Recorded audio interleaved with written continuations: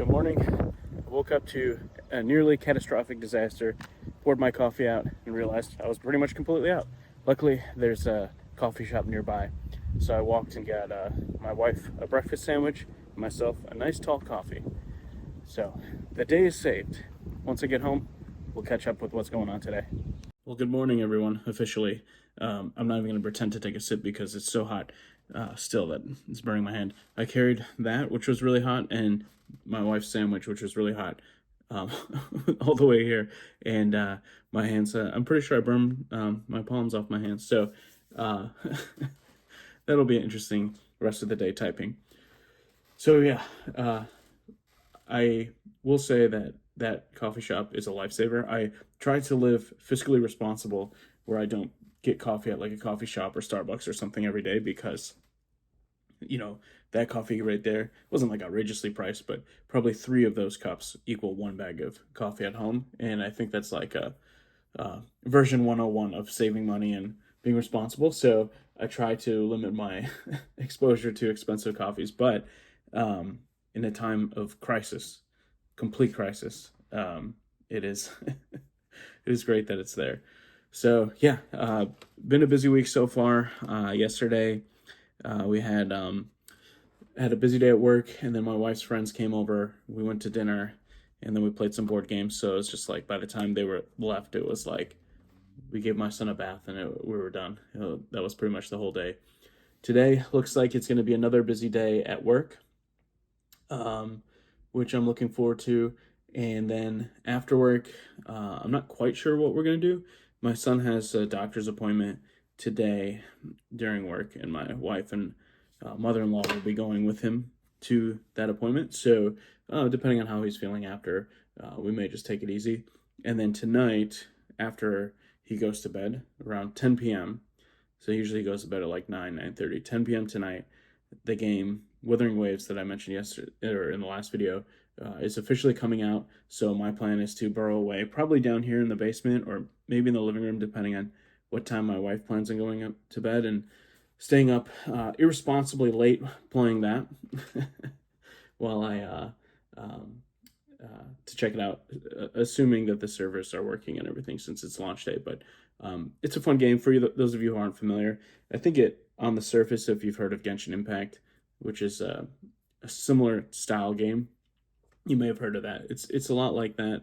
It's a gotcha game. Gotcha games are, they have a lot of different elements like action and stuff like that. But one of the things that I really find compelling about them is they're kind of at the core like collecting games, and you try to collect all the characters, and you have such finite resources, and to upgrade your characters and to level them up and get more things, weapons and things for them, you have to spend your resources. But if you have 10 characters, you probably have enough resources for one, so you really have to like be strategic and stuff. And it's a very they can be quite simple. I feel like those games can be simple if you just want to like casually play, but for me and for a lot of people who like them, they're immensely in-depth games about stats and numbers and stuff like that. So it might look like an anime like cute game with like chicks with swords or whatever, but in reality, there's a very deep there's a lot of thinking involved if you want to be good at it. So, anyways, I'm excited about it. I have played a lot of games like this, and this is one I've been anticipating for a long time. It kind of brings up a important life lesson that I was thinking about this morning, knowing that it's the launch day for the game. I've been waiting for this game for many, many weeks, months really, for it to come out, and been watching YouTube videos on the game and just whatever I could to like kind of appease my appetite. And it kind of goes the same with my son, who's officially 4 months and 2 days old now, and time really does go by fast. I can't like, I feel like it was just yesterday that I was like, wow, there's 6 weeks until the game comes out, you know, or just yesterday it feels like my son just turned 2 months old, and now he's 4 months old, and the game's coming out, and pretty soon, you know, he's going to be a year old, and I'm not going to be playing that game. I'm going to be waiting for the next game. And, you know, it's just, it's weird, you know. Time really goes by fast. And that's one thing a lot of people told me when having a kid that you're going to notice is that time flies. So I'm trying to appreciate every day. That's why I'm doing these videos, to try to give myself another reason to reflect on exactly what's happening every single day, and to appreciate it, And so I feel like it's going well. We're a few days away from the Indy 500, which will be the next thing. Leave Saturday morning, come back Monday morning. It'll be the first trip I take without my wife and my son. I've traveled away from my wife a few times, but not my son. So we'll see how it feels. In one way, if I want to have a positive spin on it, like, of course, it's been, these last 4 months have been hard, and so it'd be nice to have a little bit of a break, but that's just the positive spin. In reality, I'm really, of course, I'm going to miss them, being away from them, and I've seen him every single day since he was born. So this is, Sunday will be the only day since he was born that I didn't see him, because I'll see him Saturday morning and Monday night, but Sunday will officially be like the only day since he's been born that I haven't seen him. And so that's kind of sad. And then also, I'm just in general just anxious and worried, that everything will be okay while I'm gone. My wife, she does an amazing job. She's with him 10 times more than me. So the first time she leaves is going to be a lot more concerning than the first time I leave. But yeah, you just want everything to go smoothly, and you're just cautious and worried and whatnot. So that's how I feel. But she'll also be with her mom most of the time, so she won't be alone either. So, yeah, so we'll do that. Unfortunately, with that trip, it's supposed to be, it's my wife's father, her brother, and they have 4 tickets, and usually, historically, it's been her other brother, but he also has a baby, and so he's kind of skipped going the last few years. And the 4th ticket is for her grandfather, who's turning 90 this year, and he's been to, like, I have to ask him the exact count, but literally like more than 50 times he's gone to the Indy 500. And so he was supposed to go last year, he backed out. He was supposed to go this year, and just yesterday he backed out. So he's not going to go anymore. And so so that's kind of how I got in last year, is because he backed out. And then now this year there's only 3 of us, and we have 4 tickets. So we've invited my brother. He can't make it because he would have to come all the way from Michigan to meet us there, and he was just here last weekend. So we're kind of soliciting a few offers out there right now. I think one of my buddies might come, who lives in Tennessee, so he'll drive up and meet us there. So we'll see. It's gonna be a great weekend either way, even if it's just 3 of us. But I really wanted to go one time with their grandfather, since it's like the family I guess they used to do it where it would be like 10 people would go every year, and then year after year after year. And he's older now, and I didn't know her back then, my wife, and so I was hoping to go with him last year, hoping this year, considering that he backed out both years and seems like he's kind of done with it and he doesn't want to go anymore, which I totally understand why. He's not worried about like traveling, he's not worried about being at the race, but the thing is, the race is a long day. If you've ever been to something like this, it's a really long day, and you're outside, and it's typically really hot, and that's in itself a lot. But the problem is when the race is over, like, everyone in the world is leaving the track at the same time. So trying to get out of there, it takes I feel like last year we messed around for like an hour and a half at the track, and like watched all like the trophy ceremony and like the speeches, and we were just messing around, and we still waited in the parking lot for like literally 2 hours to go like 100 feet, to get out of there. So I think he's just a little concerned with that, and I totally get it. So kind of sad, but I understand his thought process. So anyways, I'm gonna get to work now with my 900-degree coffee that I'll drink in like an hour, and then yeah, we'll see what else is up. So catch you guys all in a little bit. Just finishing up work now, and as you can see, someone is really excited to go on a walk. And our son came back from the doctor. My wife and mother-in-law went, and he did good, and he got a shot, and he wasn't really too upset. So pretty happy about that. He's getting better with those sorts of things. I just wanted to give another story as kind of a life lesson that I just don't understand why some people are so short-sighted or so dumb, to be honest. I have there's a really horrible system in Pennsylvania when it comes to car inspections. So, like a lot of states, there's an emission test that your car is required to do. And it's pretty straightforward because it's computerized. You hook your car to the machine and it says pass or fail. Obviously, not an ideal situation when it fails, but for the most part, if nothing's wrong with your car, it should pass. So, we do that here. The other thing they do in Pennsylvania is called a safety check, and you have to have your car with the safety inspection. The safety inspection is done by a quote unquote, authorized inspection location.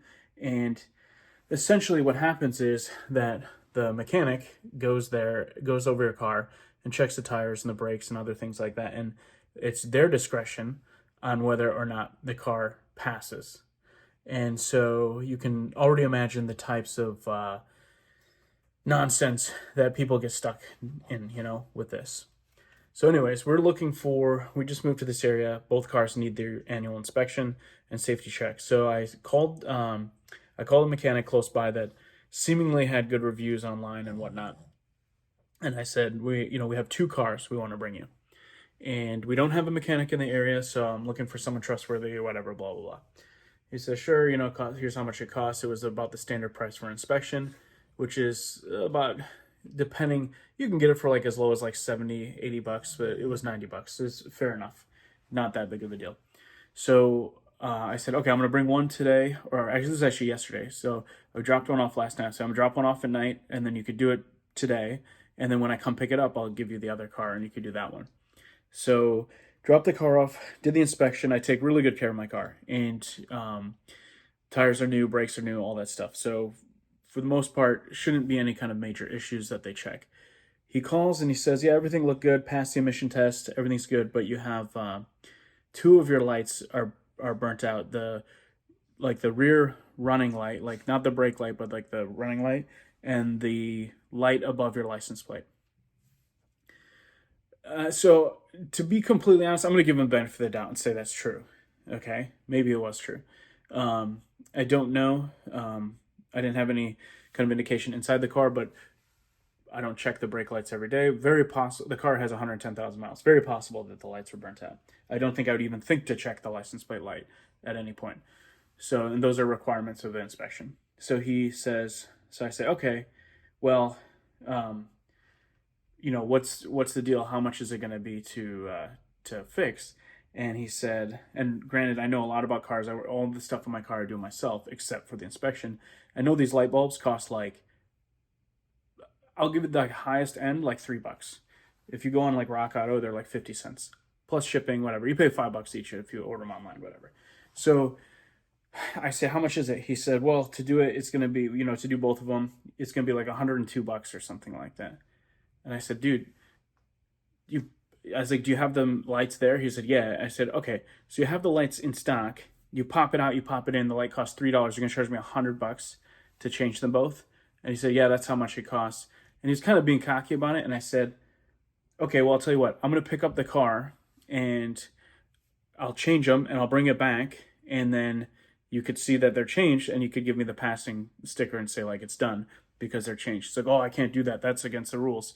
If you take the car out, then you have to, I have to re-inspect it. So I'll have to charge you $90 again. So he's like, so you'll save like $10 or $12 or whatever, but I can't possibly do that.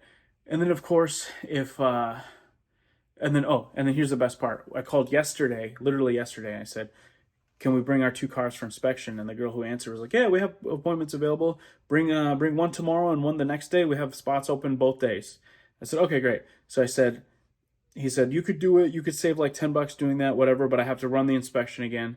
And then I'm like, okay, whatever. And then he goes, but the problem here, let me tell you the problem. The problem is we don't have any open appointments for a couple weeks. So you'll have to come back in like 2 weeks if you want to get it checked again and blah, blah, blah. And I'm like, dude, whatever, man. Like, I could either pay you the $100 to change the lights, or I could try to find someone else and I pay them $90 to do the inspection again. Assuming the lights were really burnt out, I'd still have to change them or whatever. And so, long story short, and then I told him, I was like, listen, man, I'm looking for a good mechanic in the area. I'm new in the area. I don't want to, I have a newborn. I'm not trying to waste money and stuff. He's like, yeah, congratulations on the kid. But no, that's how much it costs. I said, okay, fine. you're not giving me any choice here. So do the fucking lights. And so he did it. And so I paid this guy $200. It would have cost me $200 anyways, like I said, if I took it somewhere else. So it is what it is. But this is what I don't understand. First of all, he was going to make $100 in the inspection. He could have charged me $50, $40 and been kind of fair about it to do the lights.